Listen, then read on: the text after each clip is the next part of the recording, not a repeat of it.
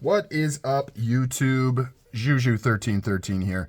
Got another video for you. We're going to be taking a look at a custom Emerson Persian knife here. Now, before I start, I'm not sure where this video is going to go. This may be just a full-on review of this knife or overlook or show off or whatever. Or I may divulge and divert into talking about Emerson Customs. I'm not sure if I'm going to do that in a separate video or this one. So just as a heads up, it's how we roll here on Juju1313 or Edged Mindset or whatever the name of the channel is at this particular uploading. So I purchased this recently. By recently, I mean like 4 days ago.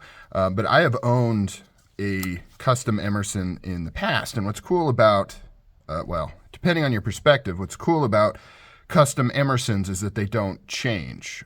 They really have never changed that I'm aware of, and certainly not in any notable way. So that's kind of the good thing, and depending on your perspective, maybe the bad thing about Emerson Customs. And to go along with that, I'm not sure when this was produced. I know the Persian isn't really being made now. I know this is an older one. It's definitely not a new production knife. It's got the older style box, but not the super old style box. You can see there is no fanfare with these customs. It's the regular production box, and it just says Persian in hand writing on it. And that's all you get, the normal documentation. Just like Strider, Emerson isn't big on presentation boxes or fancy things. It's kind of, here is the knife.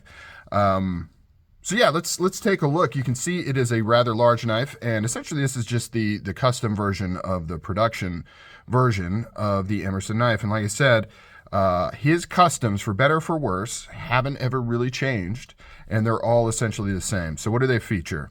They feature full titanium frame construction. What I mean by that is it's got a titanium liner on this side, which I believe is the same thickness as the titanium liner on the production version. Oh, by the way, wearing gloves because I just cleaned up these micarta scales.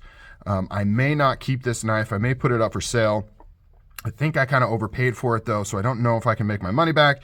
If it's looking pretty dire, I'll probably just hold on to it. But I figured I'd throw it up and see if I can just get my money back. No harm, no foul. Do a couple of videos, check it out.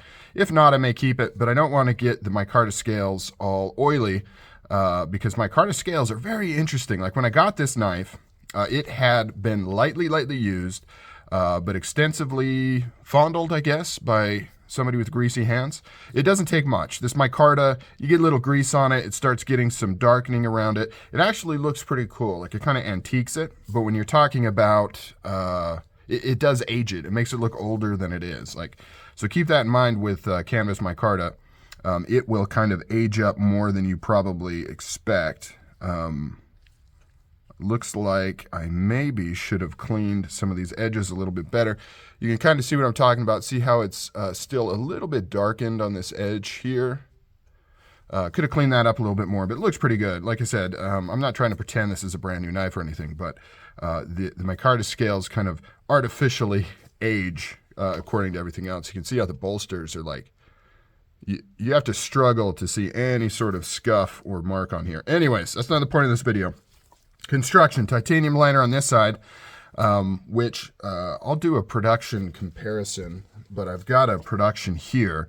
So the production version has a titanium liner on the lock side, titanium lock side, and then the other side is stainless steel. The old production ones were full titanium, and he switched to save money and stuff.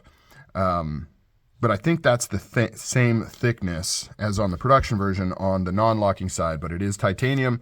It's all blasted.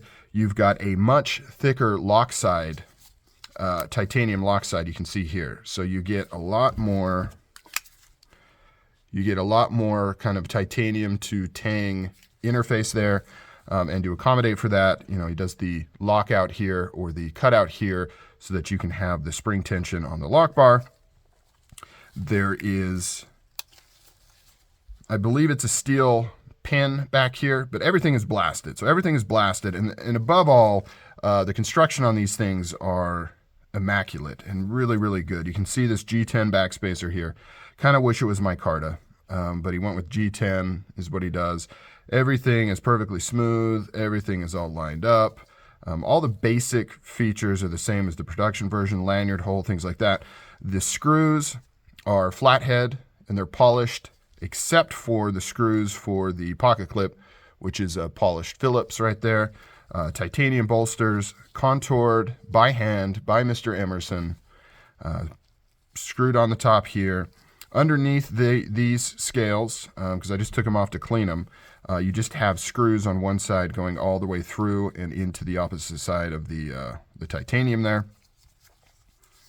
The blade is still 154 cm, but you can see it is a different finish. If we can see here, you can see the kind of on the flats how it is machine kind of finished, and then it's hand ground by Emerson. This particular version features an old school Bad Intent logo. You don't see that as much. Usually you get the, if we can focus here, usually you get the Spec War logo on these. Polished thumb disc on here. You can see all of the jimping on the back. Everything lines up, both with the bolsters, the liners, and the blade right there. The washers are the same Nylotron washers that he uses in his production version. And then it just has a plain Jane pocket clip. This particular one, because it's older, is the non-logoed version. The new pocket clips have Emerson written on there. I don't think you can get these pocket clips anymore, but that's pretty cool. This one features the double detent of the older Emerson. So it has a detent ball on the lock bar like you'd normally see, and then it has a little tab that's cut out on the opposite side that you can bend in, and it has a second detent ball. So two different detent balls. I've always been a little curious as to how that came about with Emerson's, because the old productions had that as well. This particular production, this is a new production Emerson. This has the single detent ball, and it's nice and crisp and good. Sometimes even the new production ones on the non-locking side scale, you can still see where they cut out the tab. They didn't bend it in and they didn't put a ball in it, but they're still reusing that same non-locking side. I don't know if they cut out a bunch of them ahead of time or if it's just the way the jig's set up. It's just easier to keep it running and cut out that tab or not. But some models, it looks like they've completely updated, because this one does not have the dual detent tab in it, but other brand new ones, production knives that I've purchased, has that. So what's cool about these Emerson customs? I'm just going to kind of dive into it since we're talking about it rather than do another video. So for better or for worse, I mean, this is how he started. Way back in the late 80s, making knives for Navy SEALs. This is the basic construction that he used to make these knives. A lot of people don't realize Emerson had a pre-tack era, is what they call it, pre-tactical, where he actually did full dress knives. Different logo, miles apart, still use the Walker liner lock system that he has been licensed to use and has always used, other than a few frame locks here and there that they've done. But pre-tack, yeah, full dress, mother of pearl, fancy pantsy type knives, and you can still get them. People collect them. You can see them pop up on the forums and the for sale pages and things like that. But then when he moved into quote unquote tactical knives, he started using this construction, and this is how he would make knives for people that ordered him by hand in his garage in this fashion. Later, he realized he wanted to grow and actually make a production company, and that's when he started doing the production version, which is what you have here. And we'll do a comparison between production and custom in a separate video, I think. But this was it. This is how he made those knives. And what's cool, what I think is cool, is that he still makes these the exact same way. So if you order if you're able to order like the CQC6, which is the highly sought after original SEAL Team 6 knife that started everything, it's essentially the same knife that he made way back in the day. All the same materials, same construction. You know, there may be some differences with like the washers. I don't know if he was using Nylotron when he first started, but the titanium bolsters, the canvas micarta, these are all the things he did.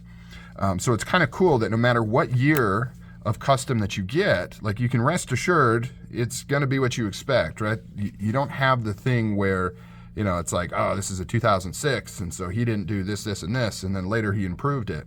You know that it's fine, right? You don't have to worry about that stuff. It's going to be top-notch, high quality, all the same materials from the new one. just like this. It doesn't really matter what year this came from in terms of quality construction materials because it's all the same. The only thing that makes the difference is, you know, whatever, collectability or scarcity and things like that. But other than that, it's all the same. The other cool thing about Emerson Custom Knives is he is one of the last of the big guys, I don't mean physically big, I mean, you know what I mean, to still make custom knives himself completely. So he does all this work. This is done by Emerson, essentially by hand for the most part. You know, I don't think he's cutting this out with a jigsaw. I imagine he's using the same machinery to get the rough pieces out like this. But the bolsters, all hand contoured. He blasts them all. He cuts out the micarta. He contours everything. He puts it together, hand grinds the blade, hand assembles everything. It's all done by Mr. Emerson. Unlike some other makers like Chris Reeve. You know, Chris, I don't think he's made a custom knife himself in decades. Anthony Marfione. Anthony used to, of Microtech, he used to make his custom knives. Now it's done by his custom shop, which is essentially just the elite employees of the company. And they put together all his custom lines. He doesn't do any work on them. Mick Strider still does custom work himself. However, I don't think he does the level of handwork that Mr. Emerson does, right? He hand grinds the blade. He makes sure the certain finishes are on there. I'm talking about Strider now, Mick. He hand grinds the blade. You know, he comes up with how it should look, but essentially, you know, a lot of it's still kind of manufactured in the same way the production ones are. He's obviously touching them. He's grinding the blades. He's putting them together. But Mr. Emerson here, this is more like classic kind of making a knife type thing. Hinderer, I'm not completely sure on. I don't know if he's still doing hand customs or what on his side. But a lot of the big name people that have turned into companies have since kind of retired on doing their own knives and either quit altogether or allow other people to kind of do a custom line version, which is just a premium version. But Emerson, still making handmade knives, and he's, I believe, almost 70 now, so very impressive. So overall, really cool knife. I love the blade shape. It's really big. I don't think I even got a size on here. I always kind of miss the basic stuff, but you can see, comparing it to a Commander, which is a 3.75 inch blade, large blade by any accounts, this thing dwarfs it. So let's do a measurement. I've got my tape all covered up with stuff over here, but I want to get an idea of how big this blade is, because I'm thinking it's over 4 inches. No, it's about 4 inches. I mean, technically barely over 4 inches, but essentially 4 inches. 9 3/4 overall. So a big knife. Not, it doesn't feel super heavy for its size. Let's take a look at the weight on here just for fun. I mean, that's all we're doing this for anyway. So 6.1 ounces. So no slouch. But definitely not what I would consider a behemoth. I mean, it's less than, wow, that's interesting. So yeah, it weighs less than a full-size production Commander. And you can kind of see why. It's pretty slim. It has more titanium in it. However, you would think that would actually add to the weight. So anyways, really cool knife.